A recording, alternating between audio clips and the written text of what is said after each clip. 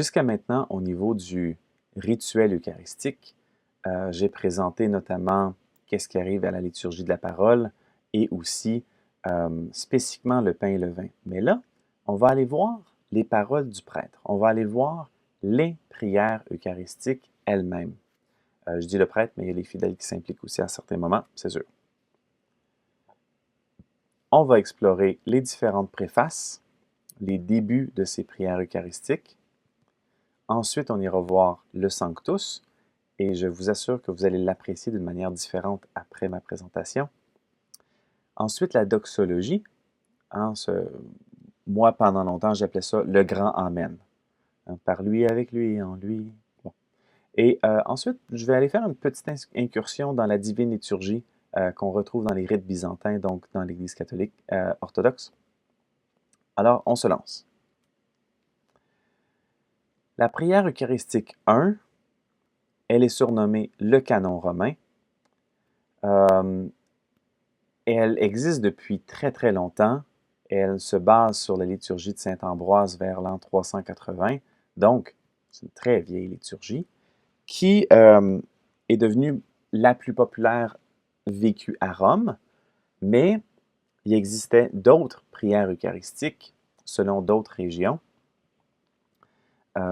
Justement, les orthodoxes utilisent la divine liturgie de Saint Jean Chrysostome, tandis que il y avait une version qui était intéressante en Espagne.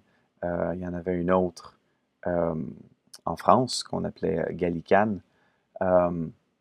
Et puis bon, il y avait toutes sortes de variations, qui avaient toutes sortes de raisons historiques pour ça.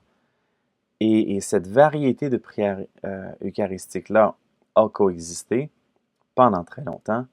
Et au Concile de Trente, un peu avec la menace du protestantisme, ben, la réaction de la contre-réforme, ça a été de dire on a besoin plus d'uniformité dans l'Église catholique, alors voilà, ce sera à partir de maintenant le canon romain. Donc, pendant à peu près 1500 ans, il y avait une variété de prières eucharistiques selon les régions. Et là, maintenant, arrive le Concile de Trente, au 16e siècle, qui dit il y en a seulement une, c'est le canon romain. Ça a duré comme ça pendant à peu près 500 ans. Et arrivé au Concile Vatican II, on a redonné de la parole à 3 autres prières eucharistiques. Donc maintenant, aujourd'hui, dans l'Église catholique, on en retrouve 4 principales prières eucharistiques reconnues. L'original est en latin, c'est ensuite traduit dans les différentes langues. Je vous lis ce passage-là de la prière eucharistique 1 juste pour se poser la question, est-ce qu'on entend des choses par rapport à la création?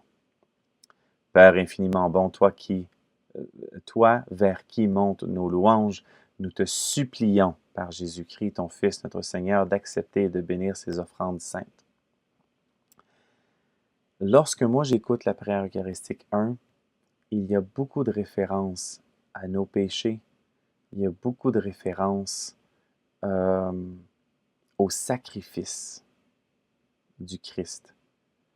Il ne semble pas y avoir de place à... il n'y a pas de place à la création. Ça fait un peu étrange de commencer comme ça parce que c'est la 1, donc je vous présente la 1. Mais vous allez voir dans les autres qu'il y a souvent référence à la création. Alors allons-y, on se plonge dans les autres. Prière eucharistique 2 est plus vieille que le canon romain. C'est fortement inspiré de la liturgie de Saint Hippolyte, qui, elle, date de 215.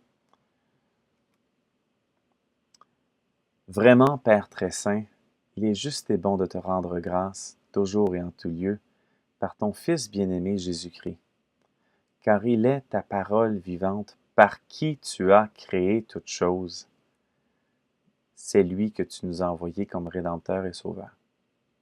Okay? Fait qu'une mention à la création, que ce Jésus qu'on aime, qui se donne à manger, qui s'offre à nous, eh bien, c'est par le Christ que toute chose a été créée. Ça nous place dans une relation différente. Aussitôt que je vais sortir de l'église et que je vais voir les arbres, que je vais entendre le chant des oiseaux, que je vais aller marcher près d'un cours d'eau, ben, pendant l'Eucharistie, j'aurai entendu de nouveau que c'est par le Christ que tout a été créé. Tout mon environnement naturel gagne en valeur à ce moment-là. Il y a la prière eucharistique pour enfants numéro 1, est très sympathique celle-là. Sois loué pour ce qui est beau dans le monde et pour la joie que tu mets en nous. Sois loué pour la lumière du jour et pour ta parole qui nous éclaire. Sois loué pour la terre et les humains qui l'habitent. Sois loué pour la vie qui nous vient de toi. Bon, constamment, on se place un peu dans l'émerveillement des enfants devant le monde et on exprime ça dans la prière eucharistique. Et il y en a une deuxième pour enfants aussi qui, elle aussi, fait sa part pour parler de l'environnement. Je vais commencer en deuxième partie. Tu nous aimes tellement que tu inventes pour nous ce monde immense et beau. Ouais, ce monde immense et beau. Fait du bien d'entendre ça dans une prière eucharistique. La prière eucharistique 4, qui est fortement inspirée de la liturgie de Saint-Basile. Et la liturgie de Saint-Basile, soit dit en passant, c'est la deuxième liturgie la plus utilisée dans le rite byzantin, donc chez les orthodoxes. Toi, le Dieu de bonté, la source de la vie, tu as fait le monde pour que toute créature soit comblée de tes bénédictions et que beaucoup se réjouissent de ta lumière. Avec la création tout entière qui t'acclame par nos voix, Dieu, nous te chantons. C'est inspirant, ça. Je suis un fidèle en Église. Je viens pour faire communauté avec d'autres et je viens pour m'unir au Christ, pour me fortifier comme membre du corps du Christ. Et là, il y a référence au Père, au Dieu qui a fait le monde pour que toute créature soit comblée de tes bénédictions. Et ça, c'est ma partie préférée. La création tout entière t'acclame. Oh! Fait que je viens à la célébration pour unir ma voix à celle de la création qui chante des louanges au Seigneur. C'est un apprentissage constant. Ça répond à des questions existentielles sur l'environnement, ça, qui sont là dans les prières eucharistiques. Et là, je me concentre sur la prière eucharistique 3. Je ne sais pas pour votre Église, mais de mon côté, c'est celle qui était la plus utilisée. C'est celle que j'entendais le plus souvent le dimanche. Elle a été rédigée en 1967, mais en reprenant beaucoup d'éléments des traditions gallicanes et hispaniques. C'est une prière qui coule bien, puis c'est une prière qui fait référence à la création. Tu es vraiment saint, Dieu de l'univers, et toute la création proclame ta louange, car c'est toi qui donnes la vie, c'est toi qui sanctifies toutes choses. Dieu est positionné dès le départ comme étant le Créateur, mais là, on entend que toute la création proclame sa louange. Hein? C'est lui qui donne la vie, et on dirait qu'en donnant la vie, chaque créature, par sa simple existence, chante une louange à Dieu. De différentes manières, évidemment. La fleur, c'est par sa beauté. Le dauphin, c'est par sa nage gracieuse. Et les oiseaux, c'est par leur chant. Mais par leur simple existence, ils louent le Seigneur. Et nous, à la célébration eucharistique, on se joint à cette chorale de louanges. Lorsque c'est écrit « C'est toi qui donnes la vie », ça fait référence notamment au psaume 104. « Ô Seigneur, envoie ton esprit qui renouvelle la face de la terre. Tu reprends leur souffle, ils expirent, ils retournent à leur poussière. Tu envoies ton souffle, ils sont créés, tu renouvelles la face de la terre. Le Seigneur donne la vie. Et là, je vais vous parler des pertes de vie. Ici, on a un graphique avec le nombre d'espèces qui étaient présentes sur Terre sur 500 millions d'années. On le voit ça en regardant les fossiles et puis en estimant. Et à chaque fois qu'il y a une grande chute, ben on le sait maintenant, c'était en raison de l'impact d'un astéroïde qui faisait monter énormément de débris dans l'atmosphère, qui obscurcissait le ciel, refroidissait les températures très rapidement. Ça mettait en péril les végétaux, donc tous les animaux perdaient leur source de nourriture et c'était franchement le chaos. La dernière grande extinction est arrivée il y a 65 millions d'années. C'est là où les dinosaures sont disparus. Et on voit après ça, une montée de nouveau là, des variétés, des espèces. Notamment, les mammifères ont été avantagés cette fois-là. Ce qui est triste, c'est qu'en ce moment, on est dans la 6e extinction massive d'espèces. Le rythme d'extinction est de 100 à 1000 fois supérieur au taux naturel. Et ça, c'est ce qui nous est indiqué par l'Union mondiale de la nature. Les biologistes ont consensus là-dessus. Ça dépend des régions sur Terre, ça dépend, mais on est quelque part entre 100 et 1000 fois supérieur au taux naturel. Les espèces disparaissent trop vite. On est dans une période d'extinction de masse. Pourquoi? Chaque fois qu'on détruit les habitats naturels, ça fragilise les populations d'espèces et certaines peuvent disparaître. La pollution, particulièrement la pollution de l'eau, aussi la pollution du sol ou de l'air. Et la chasse excessive, c'est à cause de la chasse excessive que les espèces du passé sont disparues. Lorsqu'on introduit des espèces étrangères, ici c'est la moule zébrée qui tapisse là, certains fonds de rivière. À ce moment-là, il y a un manque de nourriture là, pour certains poissons. Et le réchauffement planétaire, les changements climatiques, clairement, ont un impact sur les disparitions d'espèces parce que, au mieux, les espèces migrent vers le nord, où les températures seront à peu près les mêmes, mais lorsque c'est le bout du continent, lorsque c'est pas possible de trouver plus froid, bien, comme l'ours polaire, il n'y aura juste pas d'autres alternatives. Il y a déjà 6 espèces animales disparues au Québec à cause de la chasse excessive. Et ça, c'est dans les dernières centaines d'années depuis la colonisation. Ce sont lesquelles? Le bar rayé du Saint-Laurent n'existe plus au Québec. Le courlis esquimau est disparu également. C'était un oiseau avec un bec plus effilé et qui pouvait comme, marcher sur l'eau pratiquement. Le wapiti, on ne le retrouve plus au Québec, il a été chassé jusqu'à extinction. Le canard eider a été chassé jusqu'à extinction et on n'en retrouve plus du tout sur Terre. Le grand pingouin, qui pouvait facilement atteindre 5 pieds de haut, n'existe plus. Il a été chassé jusqu'à extinction parce que lorsque les bateaux, les marins arrivaient, ils pouvaient tuer les grands pingouins qui se retrouvaient sur la rive. Et puis, la graisse servait aux lampes. Les muscles étaient une viande très appréciée. Donc, on ne s'est pas préoccupé du nombre, on les a chassés jusqu'à extinction. Et la tourte est... la dernière tourte s'est éteinte en 1914 dans un zoo.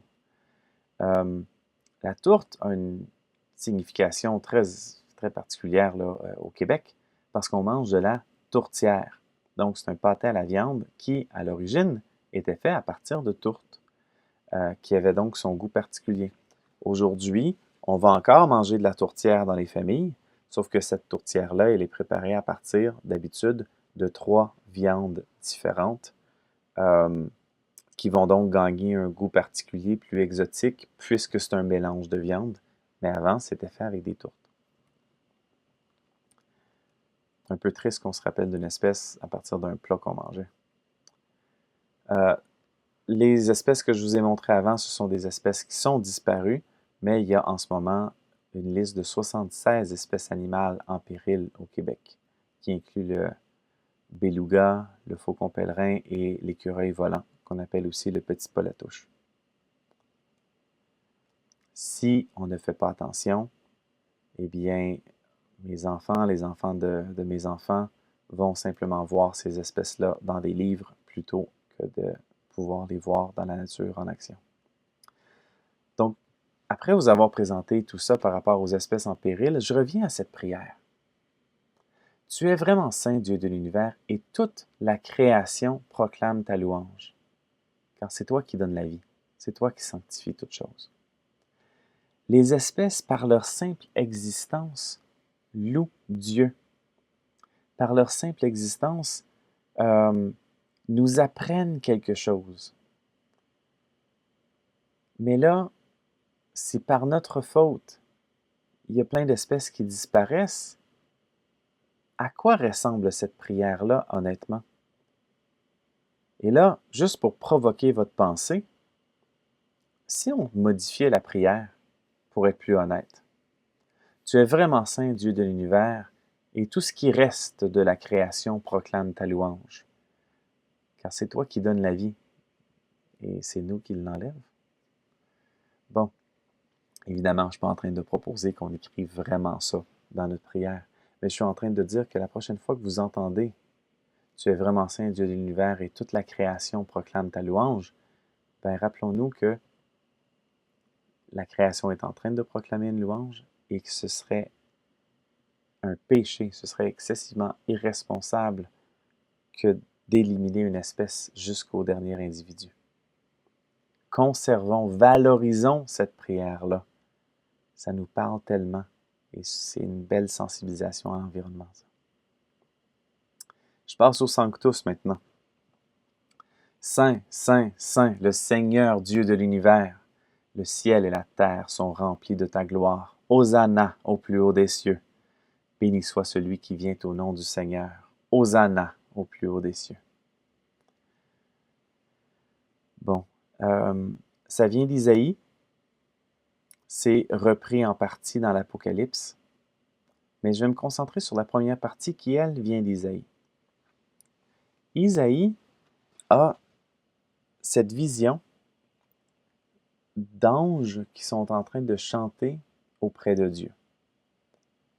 Et ils chantent « Saint, Saint, Saint, le Seigneur Dieu de l'univers. Le ciel et la terre sont remplis de ta gloire. »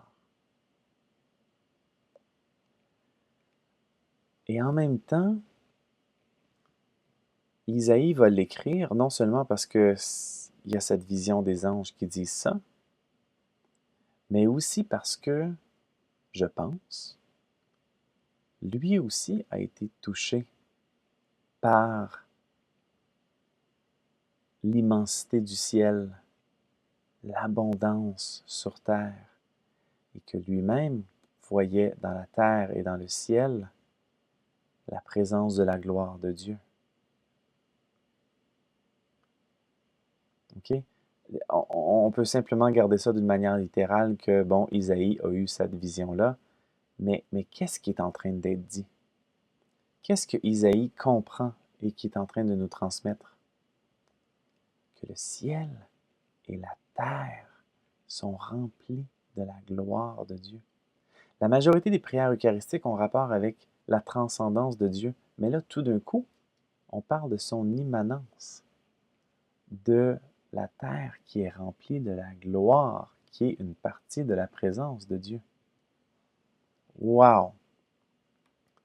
Ça me fait penser à ceci. Whoa! Oh my God! Oh my God! Oh, oh my God! Woo! Oh my! Wow! Woo! Yeah!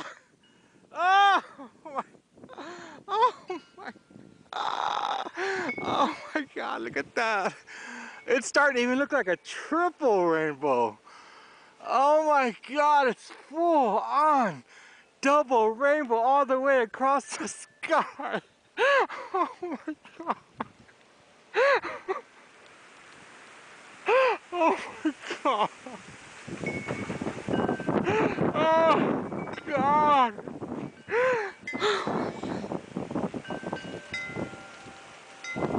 What does this mean? Oh.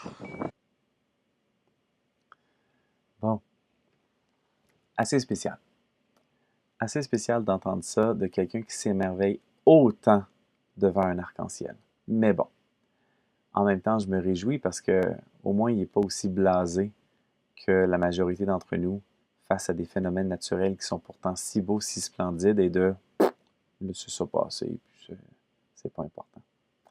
En fait, en discutant avec mes amis, euh, avec des personnes autour de moi, je me rendais compte que on dirait que rendu à un certain point à l'âge adulte, on a tendance à plus s'émerveiller devant des constructions, devant des créations humaines que devant la création de Dieu. Et ça, c'est tellement dommage. Hein? Une nouvelle construction, un nouveau stade, euh, une, euh, une robe de mariée, tout d'un coup, c'est l'extase devant «Waouh, quelle œuvre!» Mais ensuite de ça, quand on voit un arc-en-ciel qui est aussi intense, euh, en tout cas, cet homme-là nous invite à l'apprécier encore plus. Et c'est, je sens, ce sentiment-là qu'on retrouve dans le Sanctus. Cet homme-là, à sa manière, est en train de dire « Saint, Saint, Saint, le Seigneur Dieu de l'univers, le ciel et la terre sont remplis de ta gloire. » Wow! Lorsqu'il voit, ça l'amène à des questions existentielles. C'est comme « Wow, qu'est-ce que ça veut dire? Oh mon Dieu, que c'est bon! » Là, le problème, c'est qu'on ne peut pas dire que le ciel est rempli de sa gloire en voyant ça. Et que la terre est remplie de gloire ou de déchets. Donc, encore une fois, juste pour provoquer la pensée, est-ce qu'on devrait adapter le Sanctus? Saint, Saint, Saint, le Seigneur Dieu de l'univers, le ciel et la terre sont remplis de ta gloire, sauf près des cheminées industrielles et des dépotoirs. Hosanna! Bon, évidemment, on n'ira pas changer la prière. Mais ce que j'essaie de dire, c'est que cette prière-là, telle qu'elle est, a énormément de valeur. Alors, écoutons-la, intégrons-la dans notre vision du monde. Sortons de l'Église pour voir la gloire de Dieu qui remplit la terre et le ciel. Et je vais aussi parler de la doxologie. Donc, c'est la conclusion de la prière eucharistique qui va comme suit. Souvent, c'est même chanté par le prêtre. Par lui, avec lui et en lui, à toi, Dieu le Père Tout-Puissant, dans l'unité du Saint-Esprit, tout honneur et toute gloire pour les siècles des siècles. Amen. Donc, le lui ici fait référence à quoi? Je peux vous avouer, en tant que fidèle assis en Église, ça m'a pris longtemps pour juste saisir c'était qui. Bon, l'indice, c'est qu'on parle du Père et du Saint-Esprit, et on dit lui en faisant référence, en tenant le corps du Christ et le sang du Christ unis ensemble qui permettent de ravoir le corps et le sang. Donc, on fait référence au Christ. Par le Christ, avec le Christ et en le Christ. Ou on pourrait dire le Fils de Dieu. Par le Fils, avec le Fils et dans le Fils. À toi, Dieu le Père, dans l'unité du Saint-Esprit. Bon. Fait qu'on fait référence au Christ. OK. C'est quoi le rapport avec l'environnement? Eh bien, cette prière-là est inspirée de la lettre aux Colossiens. Et même d'autres. Mais je vais me concentrer sur celle-ci, qui rappelle que c'est par Christ, avec le Christ en Christ, que la création s'est faite et qu'elle est soutenue. Je vous le lis au complet. Il est l'image du Dieu invisible, premier-né de toute créature, on fait référence au Christ, car en lui tout a été créé, wow, dans les cieux et sur la terre. Tout est créé par lui et pour lui, et tout est maintenu en lui. Donc, quand on a cette prière-là, quand on a cette prière-là, par lui, avec lui et en lui, ben ça dépend de quel genre de théologie qu'on a reçu, quel genre de catéchèse, quel genre d'enseignement. Si on est dans un contexte de « je vais à la messe pour mon salut personnel », bon, ben ce que j'entends, c'est « par le Christ, avec le Christ et en Christ que s'opère mon salut personnel ». Si on vient d'une théologie qui est peut-être plus communautaire, hein, on est chacun les membres du corps du Christ et la communauté elle est construite à partir de l'intervention du Christ, eh bien, quand j'entends « par le Christ, avec le Christ et en Christ que se développe ma communauté ». Le Christ est au centre de ma communauté. Mais par contre, si, comme je viens juste de le montrer dans la lettre aux Colossiens, ça vient d'une théologie cosmique, ça vient du fait que le Christ est à l'origine de tout, que tout ce qui s'opère, c'est-à-dire qu'en tout peut s'opérer l'action du Christ, eh bien là, c'est très différent. Là. Que la vie que je vois naître autour, c'est grâce au Christ. Wow! Donc, par Christ, avec Christ et en Christ, que se transforme mon environnement naturel, eh bien, c'est justement ça qui est écrit dans Colossiens 1, et c'est ça en quoi je crois.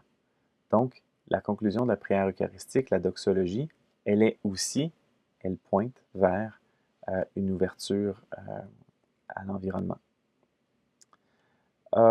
Ici, c'est durant la vigile pascale, il y a des prières qui sont faites après les différentes lectures. Et si vous faites toutes les lectures à la vigile pascale, c'est très long, donc bon. Mais c'est rare qu'on saute Genèse 1, donc celle-là, on l'entend, elle est très belle aussi. Dieu éternel et tout-puissant, tu as créé toutes choses avec ordre et beauté. Oh, que j'aime ça. Aide-nous à percevoir combien est magnifique ta nouvelle création. Donc, j'aime ça. On a dans Genèse 1 justement ce sens d'ordre, premier jour, deuxième jour, troisième jour et tout, et de beauté. Et Dieu voit que c'est bon, Dieu voit que c'est bon. En voyant tout ce qu'il avait fait, Dieu vit que c'était très bon. Je vous dis quelques mots sur la liturgie de Saint Jean Chrysostome, juste pour vous montrer que qu'il y a mention de la création et du Créateur. Et ça ici, c'est la proscomédie, c'est la prière sur des offrandes, et c'est tellement dommage, c'est dit avant que les fidèles arrivent.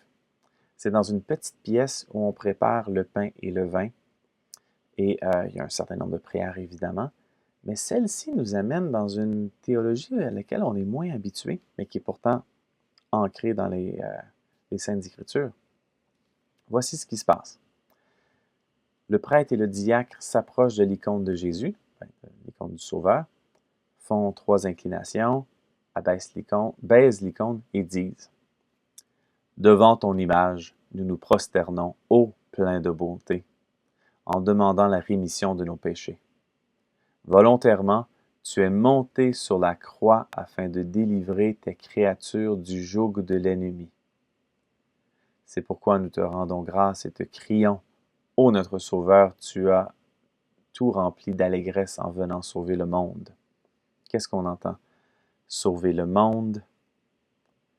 Et juste avant, bien, tu es monté sur la croix afin de délivrer tes créatures. On ne fait pas référence aux humains, là. On ne fait pas référence aux gentils qui sont pardonnés, là. C'est que les créatures souffrent, que Jésus est mort sur la croix pour réconcilier en lui toute la création et faire le paix par le sang de sa croix. C'est ce qu'on retrouve dans les Saintes Écritures. Donc là, on le retrouve là, dans la prière eucharistique. Et il y a trois grandes anciennes. La troisième dit ceci. Il tient dans ses mains les profondeurs de la terre, et les sommets des montagnes sont à lui. La mer est à lui, car il l'a faite, et ses mains ont formé la terre. Venez, prosternons-nous et adorons le Seigneur, notre Créateur. Donc, il y a dans la prière ces mentions au Créateur. Donc, on ne peut pas simplement ressortir de la célébration eucharistique en ignorant complètement.